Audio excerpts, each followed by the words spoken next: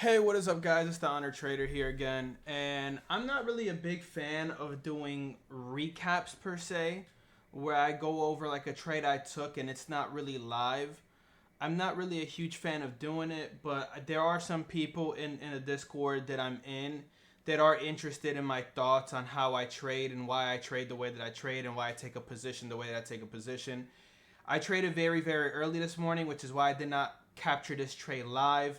I need to do a better job at loading up my Ninja Trader and loading up my OBS at the same time so I can start sharing live trading videos with you guys. But anyways, let me go ahead and make this a little bit bigger for you guys so you guys can see, so you know that there's no like kind of bullshit behind these stats. But I took one day trade here today.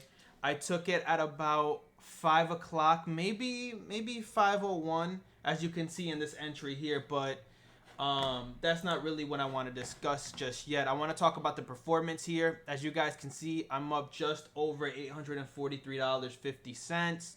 I took a long position, paid a little bit in commission, and clearly had a really good trade here.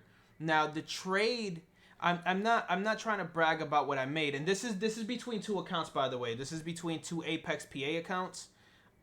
So I'm not really trying to brag about this trade. What I want to brag about is the thought process behind this trade. So just look at this. So you're not going to see it at the bottom because it's now 6:19. So in futures, when 5 o'clock closes in futures, because remember, futures is 23.6. So when futures closes at 5 o'clock, there's an hour gap, and then it opens back up at 6. And so when it opens up at 6, it counts as a new day. So that's why you're going to see $1 in this account, $2 in this account. This is just so that I have a trading day under these PAs. It's kind of a strategic way to make sure that you have a trading day under a PA. But so you're going to see zeros here. This is where I actually made the $800. It was across these two PAs at the top. Of course, you're not going to see it, and I'm definitely not going to share you my fucking PA information. But I did go ahead and I mean, here's the performance. I mean, you know, you could see that clearly. So, but it was amongst these PAs right here, these two at the top. But anywho, let's get into it. So, you guys might be wondering, and I'm gonna keep this stat right here just so you guys can see. If you guys wanted to go ahead and, like, you know, pay attention to that side of the screen and maybe see, you know, I basically took one trade. I traded at 100%. It was one NQ. You know, it's pretty simplistic. Made about 25 points on it. Or not 25, I made 21 points on it apparently. But anyways, I want to talk about why I took the trade. So, because this is where you're going to get the value from. Everything else is just nonsense of me kind of bragging that I made money on this trade, which is not what I'm trying to do. I want to provide value. So here's the value as to why I took this trade and as to why, in my opinion, this was the best trade of the whole day. And mind you, it's not even open yet. So, and the reason why, and this is personal, right? This fits in my way of trading. It doesn't have to fit everybody else's. But the reason why I really like this trade is because we had just consistent fails, like since 2 a.m. Since 2 a.m., which I believe is UK is 7 a.m. So they just fade, and they're fading this, right? You get this large candle with huge volume coming in that stops anyone who is trying to possibly dip buy, play for a V-shape recovery, which is when, you know, you're trying to basically essentially, you're kind of trying to catch a falling knife, but not really. Because I actually technically played the V-shape the right way here. It's not really necessarily a V-shape, but kind of a U. But anyways, you get this huge engulfing move right here, which is where my mouse is. You see this large influx of volume there. That's just people getting stopped out, shorts probably slamming right in. And what do? They change the tape. They changed the tape on them. And what they did was just consolidate. They started to consolidate. If we look at the difference between how this action looks up here, right? From 2 a.m., the steady pressure, pop, fade, pop, fade, pop, fade. Look at this flush, flush, flush, flush. You know, you're getting these flushes. And it stops. It just stops. Where'd it go? Where's that price action at now? Where are we? What are we doing? So there's a little bit of a change in how price is reacting at a key level. What they did was they probably stopped everyone out, and even shorts got slammed here. Because once they started to consolidate and kind of form higher lows, and we got back above previous day lows, which is this golden line, we just ripped up. I wouldn't say we ripped up, but we didn't have a lot of range today anyways, to be fair. Today is the 28th. So we didn't really have much. Actually, the last couple of days we haven't been having range in the NQ or ES. But anyways, that is the purpose for my trade. It was a change of character from 2 all the way down to here, and understanding that there's a large chunk of volume here. I want to get in anywhere around here is where I want to be in. Anywhere around here, I am happy putting in some an NQ, maybe 2 NQs. And if it breaks down under this, well, all right, I'm wrong, and I'll just stop out. And if it continues to get pressed down, I'll play for a V shape later on. And the reason why it's important that I re-enter if this fails is a key reason. And I'm going to share it with you guys. This is the reason why I was sold on us V-shaping. Remember, today's the 28th. We had GDP at 8:30, guys. We had GDP at 8:30. That is significant enough news where if the tape is very, very weak, right? If we're opening up for US Open and the tape is showing a lot of weakness, remember, if futures is tanking out, what does that mean for SPY and QQQ? Pre 5, 6, 7 a.m. What does that mean? Well, that means that it's gapping down. That means on a daily chart, when it opens up on maybe if you use TD Ameritrade, because TD Ameritrade doesn't register the daily until the open. So until 9:30 US, until the daily opens on SPY and QQQ, you're gonna probably notice a gap down if you're using a daily on TD Ameritrade. Obviously, DAS is different, and some of these other brokerages. But for TD, it would be a gap down, and then they'll show the daily post 9:30.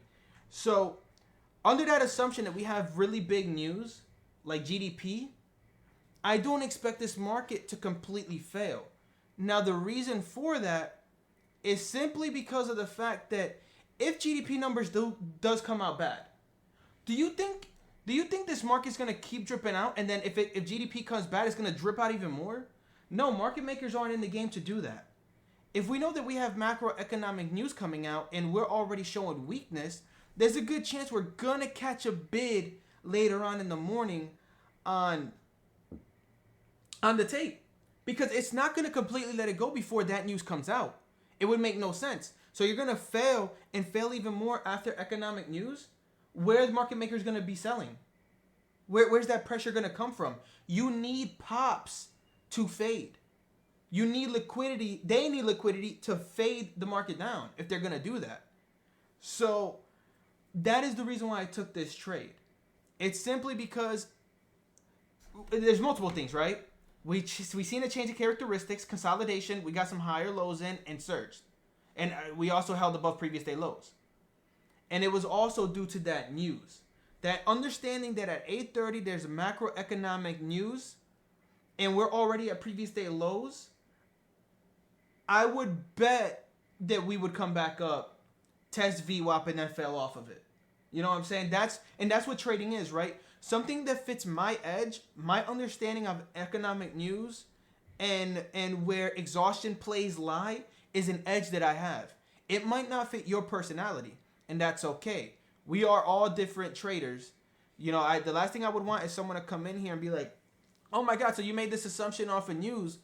It wasn't just news. It was this play right here being an exhausted move, followed by the thought process of, well, now that this is not showing no more weakness, right? No longer showing real weakness, because we're not breaking lows anymore. And if we can't break lows, where are we going to go? Right? So it's no longer showing weakness, and it just gets bidded right back up. And let's go to 8:30. Then we get the 8:30 move, and look what happens. Just a little pop over VWAP, comes right back down. And then when we open, we flush under pre-market lows and reclaim. And there's not much range these last couple of days in NQ. That doesn't mean you can't make good money. Clearly, made 843. So that doesn't mean you can't make good money. But it's just not as, I guess, erratical or as much range as NQ usually does have within a day. Anyways, that's my trade. If you guys found any form of value from this or any form of understanding, please feel free to leave a like, a comment. I'm not a fan of going over recaps because it's almost like an I told you so type of thing. Like, hey, look, I placed this good trade. Yeah, I would love to do it live and do live trades, but dude, honestly, I forget. I just simply forget when I wake up this early and I take some of these trades. I just do. But anyways, man, I hope you guys enjoyed the video. I hope you guys found some value. I love you guys. Take it easy. Trade well. Tomorrow, same concept.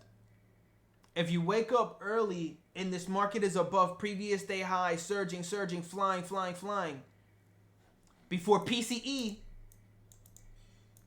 assume that it's going to want to find an equilibrium before PCE comes out.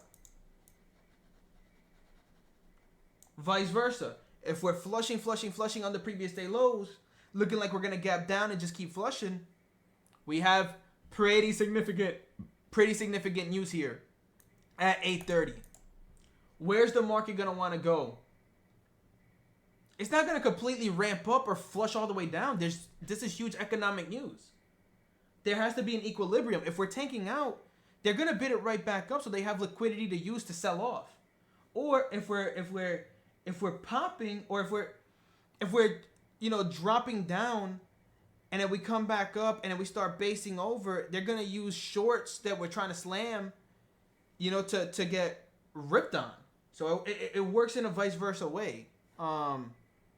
So just pay attention to that, man.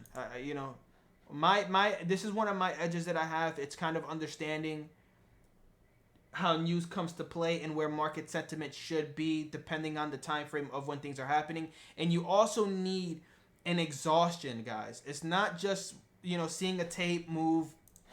Like if we would have opened, if not PCE, but if 80, is it GDP? If GDP would have been somewhere around here, let's say we only had this much of a fade, right? Hypothetically speaking, this is not enough for me to right here. This is not enough for me to take my play.